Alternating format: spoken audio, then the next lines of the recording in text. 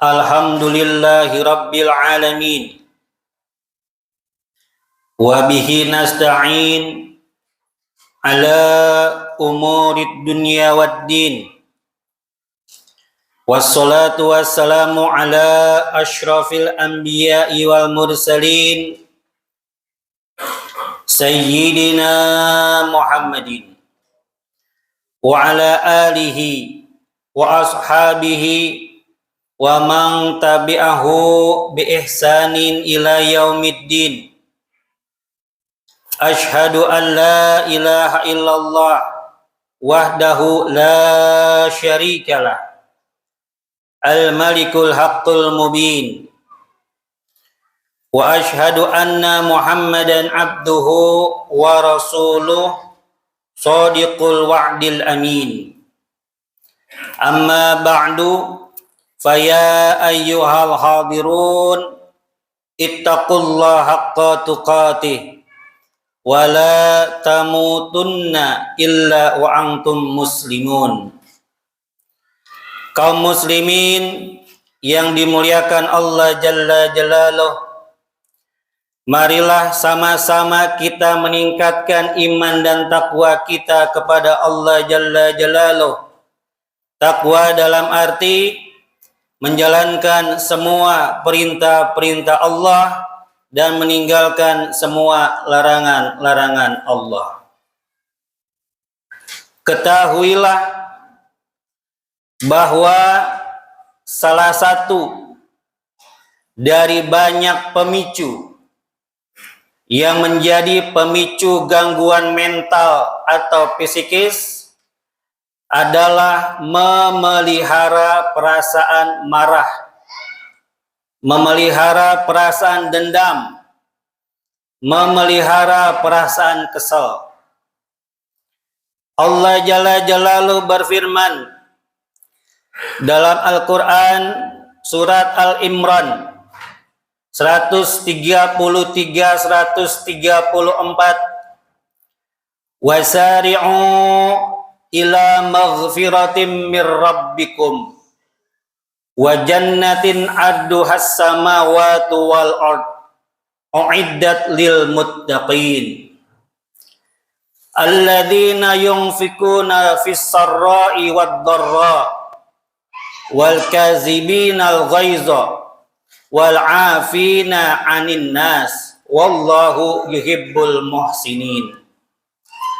Bersegeralah menuju ampunan dari Tuhanmu dan surga yang luasnya seperti langit dan bumi, yang disediakan bagi orang-orang yang bertakwa, yaitu orang-orang yang selalu berinfak baik di waktu lapang maupun sempit, orang-orang yang mengendalikan marahnya, dan orang-orang yang memaafkan kesalahan orang lain. Allah mencintai orang-orang yang berbuat kebaikan.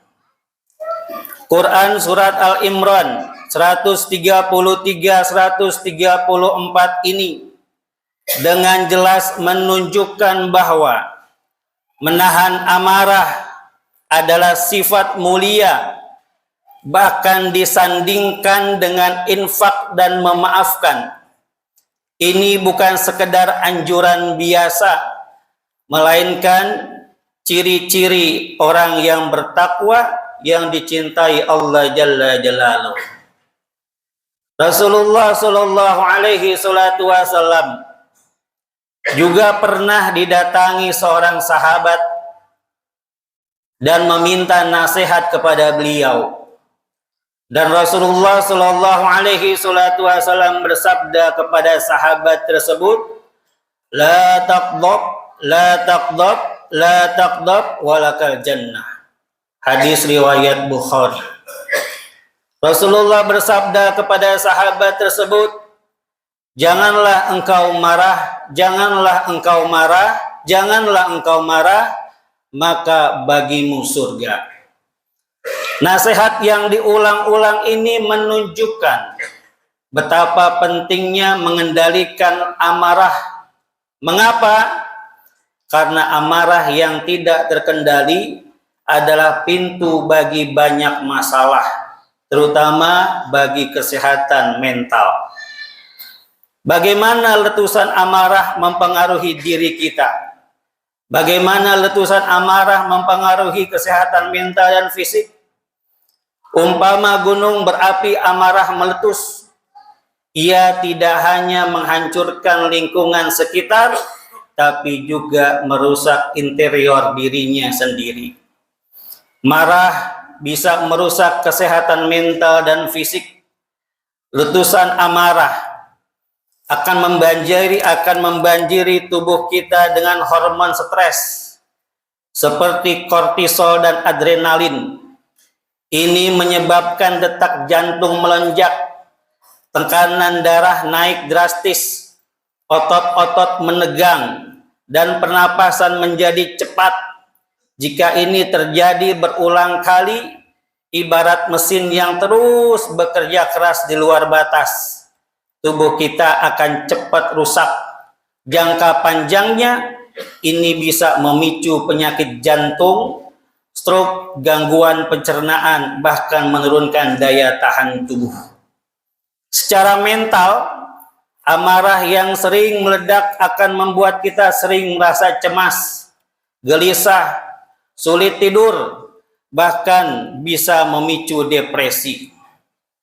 Ini seperti lahar yang membakar ketenangan batin kita, meninggalkan luka emosional dan pikiran yang kacau. Kita jadi sulit berpikir jernih, sulit mengambil keputusan yang baik, dan mudah tersinggung.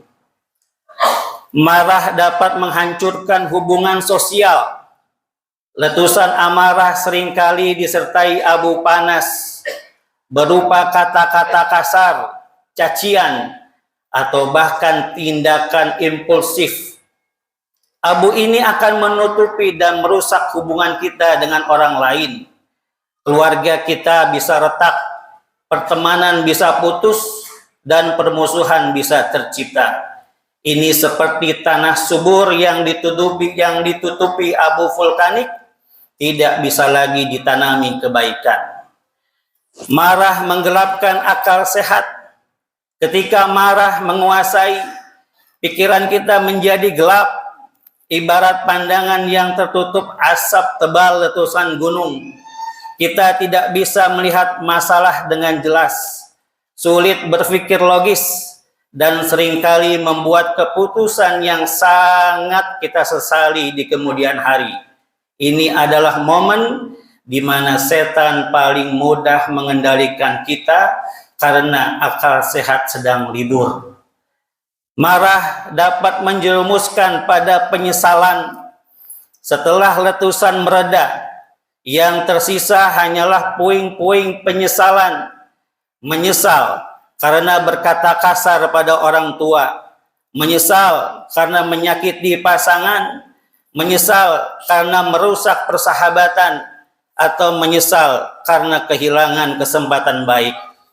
Penyesalan ini akan terus menghantui dan merusak ketenangan jiwa kita. Kaum muslimin yang dimuliakan Allah Jalla Jalaluh, marilah sama-sama kita belajar mengendalikan marah dalam diri kita. Islam telah mengajarkan kita cara-cara memadamkan marah dengan cara yang pertama, berlindung kepada Allah dari setan. Saat amarah mulai naik, segera ucapkan a'udzubillahi minasyaitonirrajim. Ini adalah benteng pertama kita. Saat kita marah, dianjurkan untuk mengubah posisi. Jika kita marah saat sedang berdiri, maka duduklah. Jika kita marah saat duduk, maka berbaringlah. Perubahan fisik ini membantu memutus sirkulasi emosi dan mendinginkan pikiran. Saat kita marah, berwudulah. Air wudu tidak hanya membersihkan fisik, tapi juga dapat memadamkan api amarah dalam diri dan menenangkan jiwa. Saat kita marah, diamlah. tahanlah lidah kita. Nabi Shallallahu Alaihi Wasallam bersabda dalam hadis riwayat Ahmad, apabila salah seorang di antara kalian marah, maka hendaklah dia diam, karena banyak penyesalan lahir dari perkataan saat marah. Saat marah, mengingatlah balasan kebaikan bagi orang yang memaafkan. Ingatlah bahwa Allah mencintai orang-orang yang mampu menahan amarah dan memaafkan. Dengan mengingat janji-janji pahala dari Allah Jalla Jalaluh akan membantu meredam emosi dan amarah kita. Semoga Allah Jalla Jalaluh senantiasa membimbing kita menjadi hambanya yang mampu mengelola emosi, menjauhkan diri dari letusan amarah demi kebaikan dunia dan akhirat. Bismillahirrahmanirrahim. Wal 'asr. Innal insana lafi khusr. Illa alladhina amanu wa 'amilus solihati wa tawasaw bil haqq wa tawasaw bis sabr. Barakallahu li wa lakum fil Qur'anil azim. Wa nafa'ani wa iyyakum bima fihi minal ayati wa dzikril hakim. Wa taqabbalallahu minni wa minkum tilawatahu innahu huwas samiul alim. Wa astaghfirullah li wa lakum.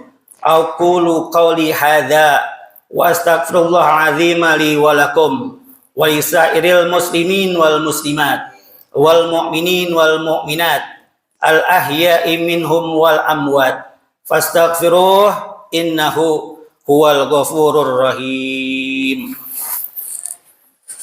Allahumma salli ala sayyidina Muhammadin wa ala ali sayyidina Muhammad.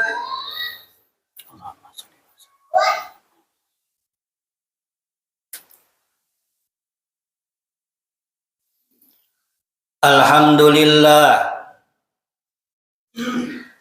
Alhamdulillah al-jabbaril azim al-ghaffarir rahim. Ashhadu an la ilaha illallah wahdahu la syarikalah. Al-fattahul alim. Wa ashhadu anna Muhammadan abduhu wa rasuluh as-samahul karim. Inna allaha wa malaikatahu yusalluna 'alan nabi. Ya ayyuhalladzina amanu sallu alaihi wa sallimu taslima. Allahumma salli wa sallim wa barik ala sayyidina Muhammadin wa ala alihi wa ashabihi wa tabi'in wa tabi'at tabi'ina lahum bi ihsanin ila yaumiddin. Wa alaina minhum wa ma'ahum birahmatika ya arhamar rahimin amin ya rabbal alamin. Allahumma ighfir lil mu'minina wal mu'minat wal muslimina wal muslimat al ahya'i minhum wal amwat innaka sami'un qaribun mujibud da'wat. Allahumma hab lana min ajwajina wa dzurriyyatina qurrata a'yun waj'alna lil muttaqina imama. Rabbana atina fid dunya hasanah wa fil akhirati hasanah wa qina adzaban nar.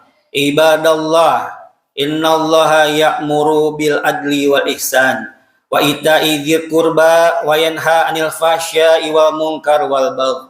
Ya'idzukum la'allakum tadhakkarun. Wala dzikrullahi akbar. Aqimis shalah.